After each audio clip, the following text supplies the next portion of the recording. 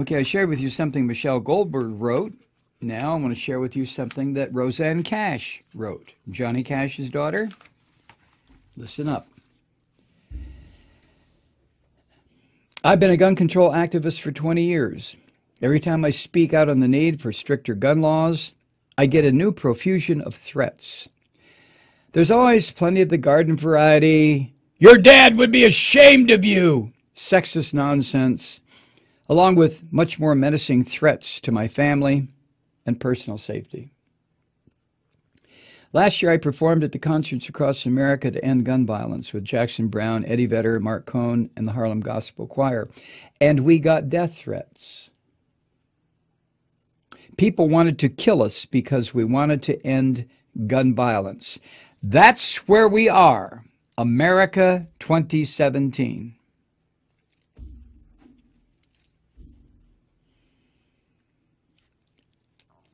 For the past few decades, the National Rifle Association has increasingly nurtured an alliance with country music artists and their fans.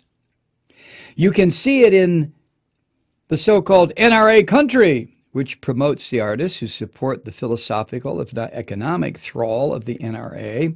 with the pernicious tagline, "Celebrate the lifestyle." Now let me digress a moment. You know, she's referring to the lifestyle to the N.R.A. is to be fully armed and ready to kill any fucking thing that moves. Back to Rosanne Cash. That public relations veneer masks something deeply sinister and profoundly destructive. There is no other way to say this. The N.R.A. funds domestic terrorism.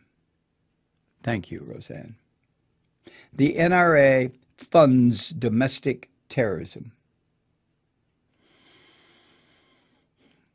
A shadow government exists in the world of gun sales, and the people who write gun regulations are the very people who profit from gun sales. The N.R.A. would like to keep it that way. The laws we have in place to prevent the procurement of military-style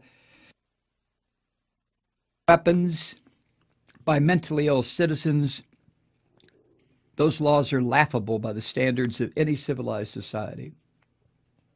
But even those pathetic restrictions would be eased away if the N.R.A. had its way. This week, a vote is going to the floor of the House of Representatives that would loosen restrictions on gun silencers and armor-piercing bullets. It's not hard to learn about how millions of N.R.A. dollars have spread throughout Congress to influence that vote.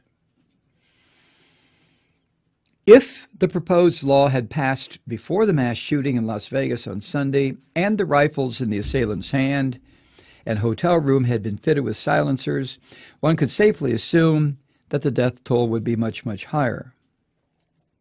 Those who ran from the concert and survived did so because they heard the gunfire. None of that matters to the N.R.A. I encourage more artists in country and American roots music to end your silence. It is no longer enough to separate yourself quietly. The laws the N.R.A. would pass are a threat to you, your fans, and to the concerts and festivals we enjoy. The stakes are too high to not disavow collusion with the N.R.A., pull apart the threads of patriotism and lax gun laws that it has so subtly and maliciously intertwined. They are not the same. I know you'll be bullied for speaking out. This is how they operate. Not everyone will like you for taking a stand. Let it roll off your back. Some people may burn your records or ask for refunds for tickets to your concerts. Whatever. Find the strength of moral conviction, even if it comes with a price tag, which it will. Don't let them bully you into silence. That's where their power lies, in the silence of rational voices and the apathy of those who can speak truth to power and don't. This is a moment in American history that can't be met with silence. According to PolitiFact, from 2005 to 2015, Some 300,000 people were killed by gun violence.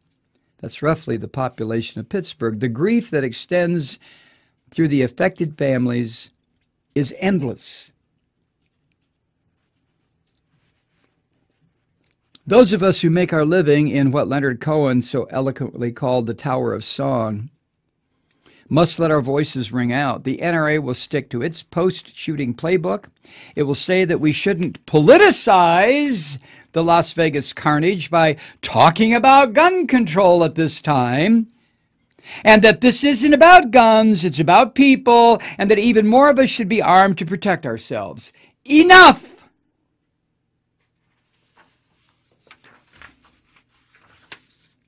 Patriotism and a belief in strong gun control are not antithetical. We need common sense gun laws, and I hope my fellow occupants of the Tower of Song will join me in saying so. In unity, we can drown out the bullies.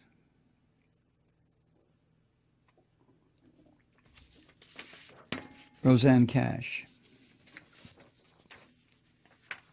But isn't it amazing? The N.R.A. will dictate the talking points immediately after a slaughter like Sandy Hook, where 26-year-olds had their lives ended. And Sunday night in Las Vegas, where 59 concertgoers had their lives ended, and just on and on and on. Immediately, the N.R.A. puts out the talking points. And every single right-wing piece of shit in this country picks up on it. Every single one of them. We shouldn't politicize what happened in Las Vegas. Now, don't do that.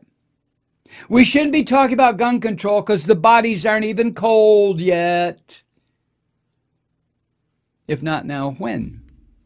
You filthy Nazi sons of bitches.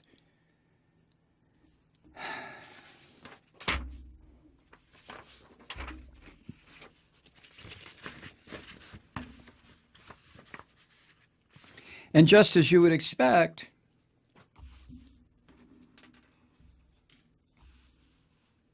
these subhuman bastards like Hannity and Trump and the rest of them, as soon, you talk about before the bodies are cold, these fuckers start their N.R.A.-based chant. Don't politicize it. Don't talk about gun violence. Don't talk about new laws. Oh, there go the liberals again. They want to take your guns away. Remember, Barack Obama is going to take your guns away. Oh, wait. Oh, he's not president anymore, you stupid fucks.